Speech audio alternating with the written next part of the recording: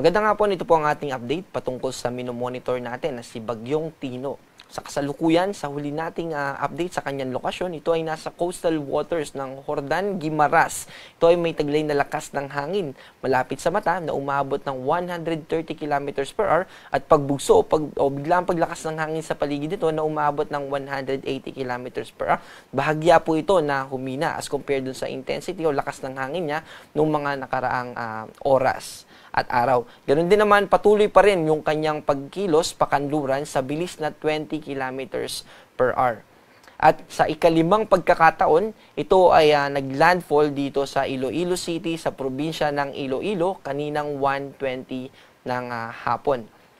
At para sa kanyang magiging track, so magpapatuloy pa rin na kumilos ito generally pa northwest at babaybay niya pagkalagpas niya dito sa Panay Island ay pupunta siya dito sa Sulusi at sa kung saan ay mamayang midnight ay babaybayin niya na itong northernmost part or northern part ng Palawan and eventually magtutuloy-tuloy siya dito sa West Philippine Sea bukas ng umaga at by Thursday ay lalabas na ito ng Philippine Area of Responsibility. At dahil po dito sa kanyang pagkilos, ay mas nabawasan pa yung mga nakataas natin sa signal number 4. Dito yan sa Cuyo Islands, central and southern portion ng Antique, at ganoon din naman dito sa central and southern portion ng Iloilo at probinsya ng Guimaras. Kasama yung Cuyo Islands. At sa susunod natin na mga bulletin, ang magiging signal number 4 naman ay yung malaking bahagi ng northern part ng Palawan. Signal number 3 naman, dito sa northern portion ng Palawan, kasama yung Calamian Island at natitirang bahagi ng Antique, kasama yung Caluya Island, ganoon din naman yung Aklan at yung Capiz at natitirang bahagi ng Iloilo, northern and central portion ng Negros Occidental at ganoon din naman sa northern portion ng Negros Oriental.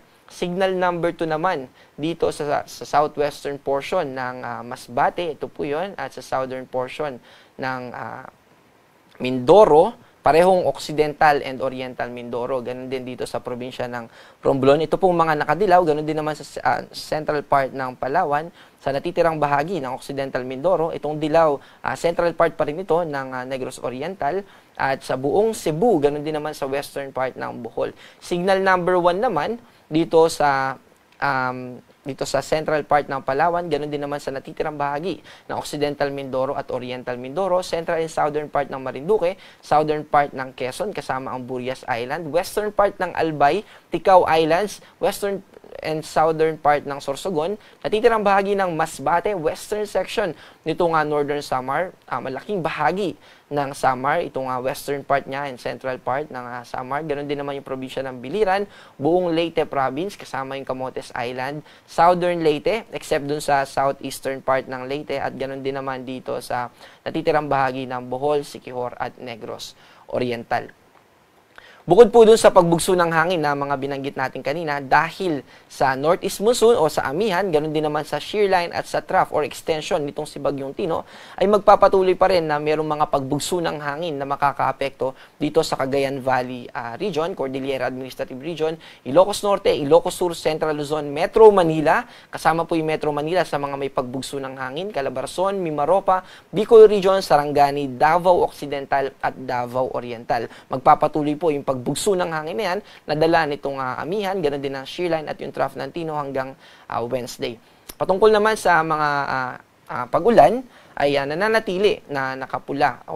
Ito pa rin po yung ating advisory kaninang 11 a.m. So yung mga nakakulay pula, ito po yung may potensyal na magkaroon o makaranas ng mga malawakang pagbaha dahil may more than 200 millimeters na pag-ulan yung posible nila na maranasan. Yung orange naman ay 100 to 200 millimeters na pag-ulan. Ibig po sabihin yan ay sa isang probinsya, multiple na mga pagbaha yung posible. Sa dilaw naman, yan naman po yung amount ng rainfall na 50 to 100 at posible yung mga flash floods. Dito sa mga walang kulay, ay posible pa rin yung mga pag-ulan, lalo na yung shear line po ay nakakaapekto sa malaking bahagi ng Luzon. Ganon din naman yung amihan.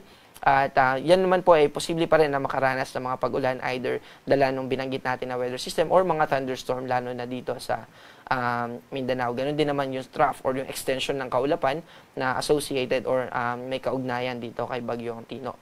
Ito naman para bukas ng tanghali hanggang sa Thursday ng tanghali, nananatili na meron tayong nakataas na orange.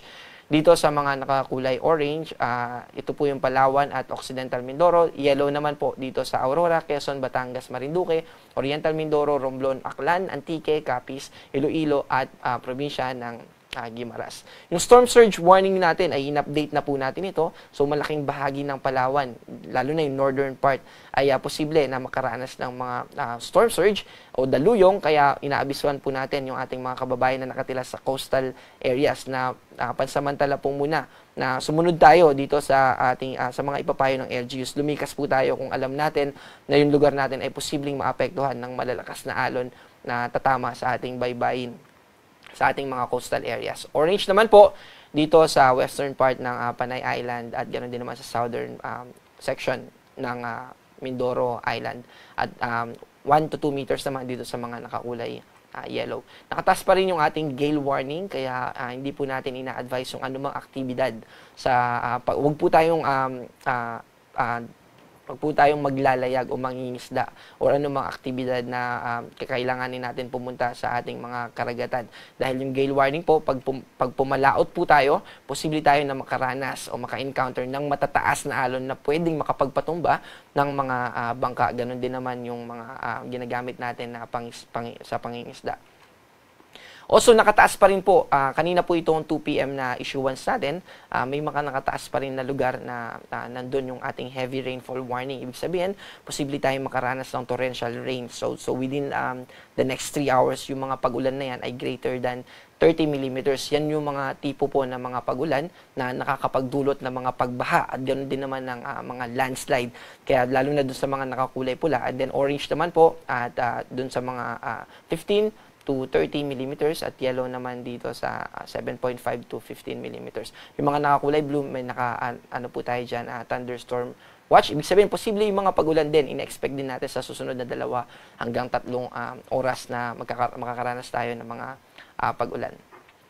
At ang susunod po natin na live weather update ay mamayang 5 p.m. Ganon din naman yung ating weather tropical cyclone bulletin. Also, gusto rin po natin i-inform yung ating mga kababayan patungkol dun sa tropical depression na nasa labas ng Philippine Area of Responsibility. Kaninang alas 11 ng umaga ay nagpalabas tayo ng Tropical Cyclone Advisory. Advisory po kapag nasa labas pa ng Philippine Area of Responsibility. Pero pagpasok niya na, ito ay magiging Tropical Cyclone Bulletin na. At yung advisory po natin, ang kasunod niyan ay mamaya pang 11 p.m. At yan po yung ating update. Patuloy po tayo na mag-ingat at kung may mga aksyon na pwede pa tayong gawin, lalo na doon sa maaapektuhan pa lang ng nitong si Bagyong Tino, ay gawin na po natin. Gusto po natin na mabawasan as much as we can yung mga damages sa ating properties at sa ating buhay. Kaya patuloy po tayo na maging updated at sumubaybay po tayo sa i-release pa na warnings ng Pag-asa. At yan po yung ating update. Maraming salamat po. Ingat po ulit.